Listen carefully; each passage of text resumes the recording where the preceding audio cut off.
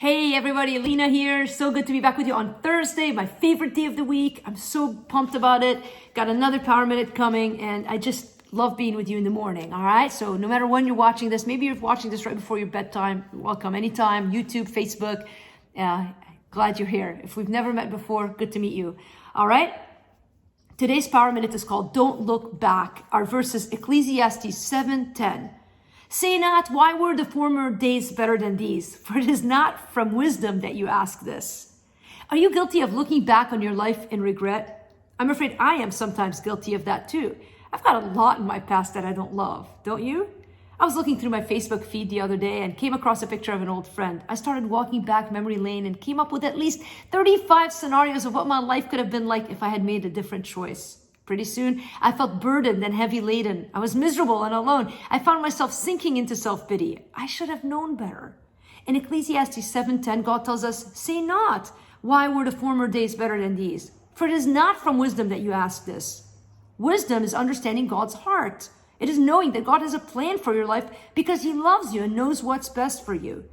While what's past is over, God still has a plan for your welfare to give you a future and a hope. They say it's hard to see your future when you're staring at your past. They're correct.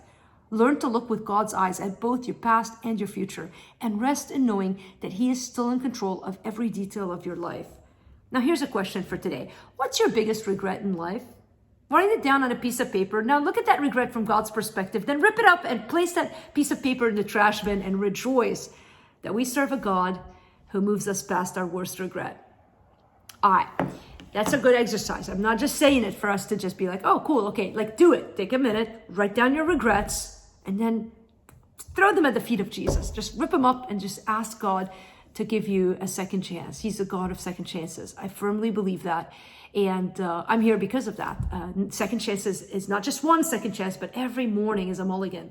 And I just think that's just a gift. And I'm so excited about it. Which is why I want to invite you tonight to join us with the Facebook Live community group. Come and just talk about God. Be with us.